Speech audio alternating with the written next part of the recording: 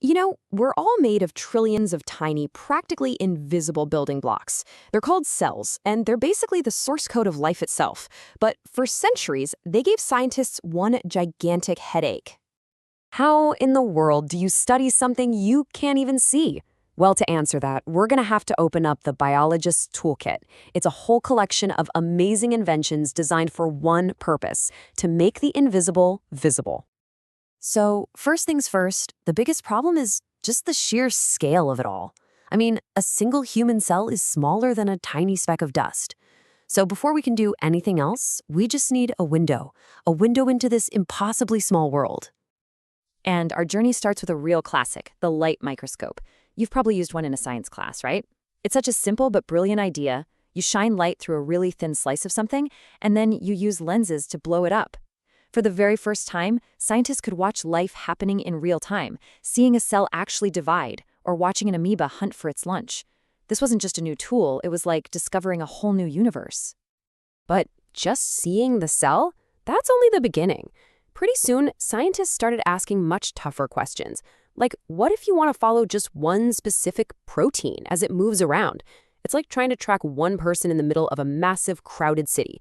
Seeing the whole city isn't enough. You need a spotlight on just that one person. And the solution is, honestly, genius. You make the molecule you're looking for glow in the dark. It's called fluorescence microscopy.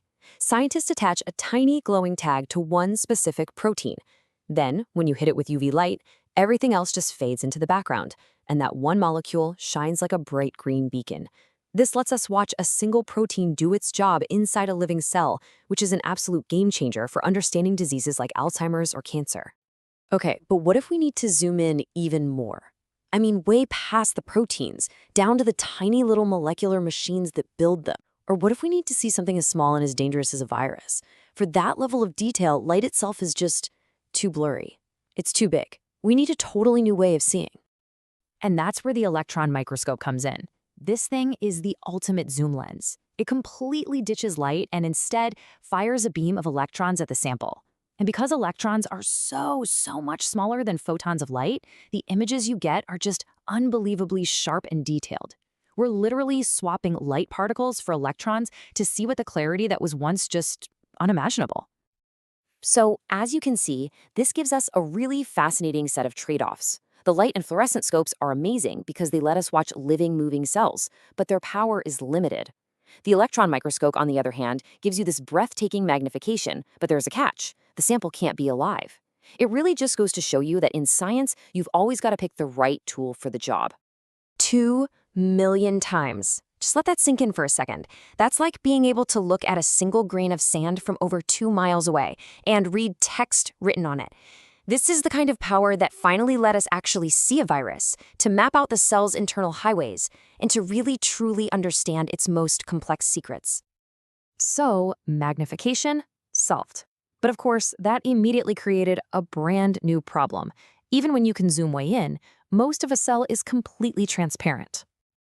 And that's the issue right there. Under a microscope, an unstained cell is pretty much just a transparent blob. It's kind of like trying to spot a clear jellyfish in perfectly clear water.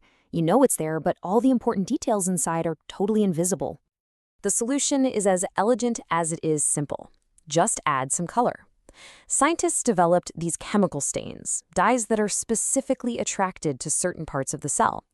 It's like a biological paint by numbers, and it transforms that invisible landscape into a clear, color-coded map. And what's cool is that each stain tells a different story. Methylene blue, for example, it rushes right to the nucleus, showing us exactly where the cell's genetic blueprint is. Or in a plant cell, a drop of iodine instantly reveals where it's storing all its energy as starch. So these simple dyes aren't just for making things look pretty, they're like little chemical detectives, revealing the function of every part of the cell. All right, so we can see the parts, we can even color code them. But what if seeing isn't enough? What if you need to pull out just the mitochondria, the cell's power plants, and study them all by themselves? How do you even begin to deconstruct this complex little machine? The best way to think about it is it's like sorting laundry. Yeah. Imagine you want to analyze the fabric of just your socks. Well, first you have to separate them from all the t-shirts and jeans, right? Biologists have the exact same problem when they want to study a cell's power plants without the recycling centers getting mixed in. Their high-tech sorting machine for this is the centrifuge. So first, they'll blend up the cells into what's basically a cell smoothie. Then they spin that smoothie at unbelievable speeds. Just like a salad spinner flings the heavy water droplets to the outside, the centrifuge forces the heaviest parts of the cell, like the nucleus, straight to the bottom of the tube. All the lighter parts end up forming layers on top, perfectly sorted by weight. It's pretty cool. And for the really, really small stuff, like individual molecules of DNA, we use a technique called electrophoresis. This uses an electric current to pull molecules through a special gel. The smaller molecules can wiggle through the gel much faster than the big ones, and this separates them into these really clear, distinct bands. This is the fundamental tech behind things we all know, like DNA fingerprinting. So, let's put all of this together.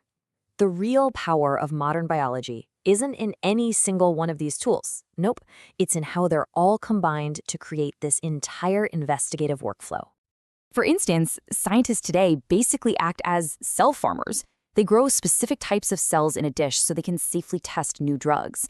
And they have these incredible laser-powered machines that can analyze and sort thousands of individual cells every single second. It's like a super fast microscopic sorting office. And this is exactly how it all comes together in a real modern lab. A researcher might be growing cancer cells in a dish, then use a fluorescent tag to light up one specific protein, watch how it behaves under the microscope, and then use a centrifuge to pull just that protein out for a super detailed analysis. Each tool just builds on the last, turning one tiny piece of a puzzle into a complete, beautiful picture. So from a simple glass lens to a laser-powered cell sorter, this incredible, ever-evolving toolkit has given us the keys to an invisible kingdom. It's transformed biology from just observation into a science of precise engineering. And that all leads to the next big question. Now that we can see and stain and sort the very components of life, what mysteries will we solve next? Will we finally be able to reprogram them to cure disease, reverse aging, and truly master the cell?